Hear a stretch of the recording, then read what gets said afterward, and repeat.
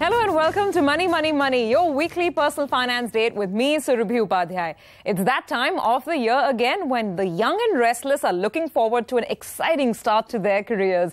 The right marks, the right college, and hopefully the right finances to back up all of those dreams. So whether you are a student or a parent, the question is, have you planned right for higher education? What are the do's and don'ts as you go about pooling funds for your college? Well, that's exactly what we are here to discuss with personal finance expert Harsh Rungta on this week's show.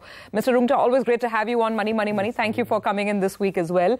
So, questions have been coming in and people are applying. And I was just having a conversation and, it was about how the cost of higher education has really moved on from the time that I was in college and probably from the time you were in college.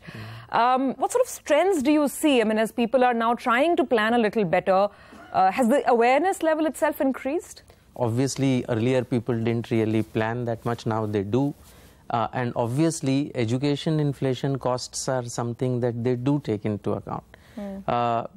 I think if you look at it twofold, one is education costs in India and say education costs, let's say US, because that's a very particularly popular destination as far as engineering or MBA is concerned.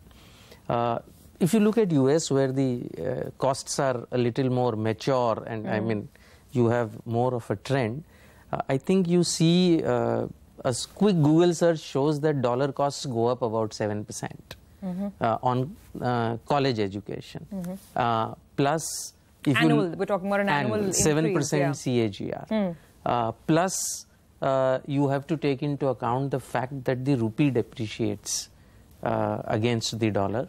And that's roughly, historically, if you look at it, that would be 3.5% to maximum 4% per year. So you're talking about, roughly speaking, a 10% increase in cost of higher education? 10 to 11% increase in the rupee cost of education if you look at it in the US. Right, but that's the US. I guess even here in India, gone are the days when college education was cheap, particularly when you're looking at technical education and, highly specialized courses, right? So I think in India the situation is far more complex because for a very long time we have been accustomed to subsidized higher education, and I think subsidy is going away in parts. So you would plan very differently if you think your child is bright enough to get into what are quote unquote called merit seats versus what are called donation seats. So the same course, if in the merit seat, medical for example, in the merit seat might be 4 lakhs to 5 lakhs to maybe 7 lakhs a year versus in the donation quota that might be 25 to 30 lakhs a year. In many cases, post-graduation costs, medical post-graduation costs in India can be more expensive than medical post-graduation costs overseas. So very clear that it's extremely important to start planning because no longer is higher education cheap, even in India. We've been getting lots of questions, so let's do that. Let's start addressing some of the queries. We have our first caller online. I think Miss Neha Walia is with us. Hi, Miss Walia. My daughter has appeared for HSE and she wishes to pursue B.Pharm. And the total private fees for all the private colleges ranges from around 14 to 20 lakhs. So I would like to go for an educational loan, but I do not require the entire amount at one go. I will be requiring around 3 to 5 lakhs per year. So how should I go about it? Well, you've called in the right time, the right show, because we have Mr. Rungta here. I guess it's a question that, touches a nerve with a lot of people. Education loans, the rates of interest, how do you even start? So I think education is a very different kind of a loan.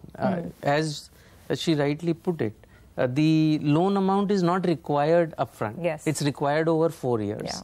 But you would like to know that you would get it in those 4 years. So you want the commitment today. And at a certain rate of interest, so you can calculate your cash flows. Plus, even that requirement may go up because the fees may go up during those 4 years. So it requires a bit of a planning.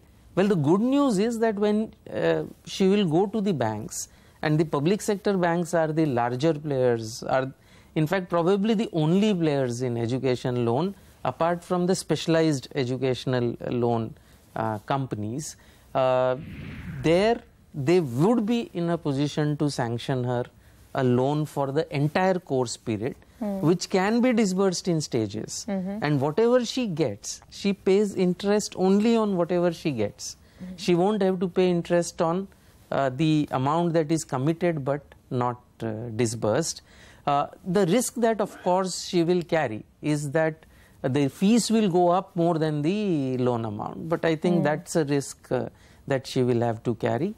Obviously, the bank might insist on collateral. The bank would insist on the parents becoming a co-borrower along with the student.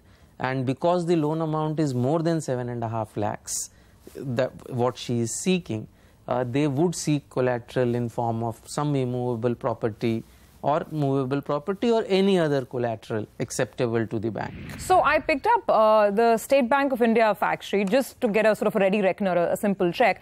And it's interesting. Now, SBI has a student loan scheme, and there the rates vary. If you're taking a loan less than 7.5 lakh rupees, then the rate is 10%. If it's above 7.5 lakhs, then it's 10.75.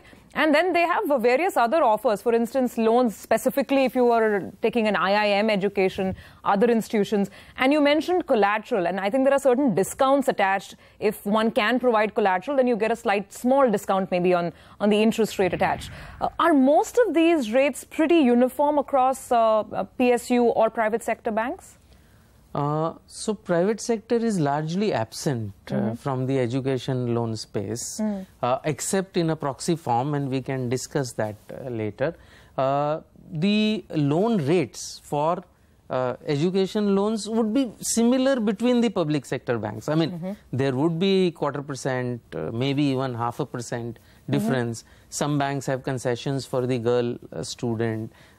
Some banks have concession if you give a collateral even below 7.5. Above 7.5 collateral, every bank would ask anyway. for. Yeah. So those differences clearly are there. But the fact is that otherwise between the PSU banks, there is not much of a difference. Education loans by definition are risky for the bank. Please remember, they give the loans. They have to wait for 3 to 4 years before repayment starts, or 2 years, depends whether it's post-graduation or graduation. So they don't even know whether this loan is going to be good or not. PSU banks' experience with education loans hasn't been great. And that's why you find education loans are more expensive. Yes. At 10 or 10.75, Yes. they are far more expensive than, say, let's say a regular loan against property.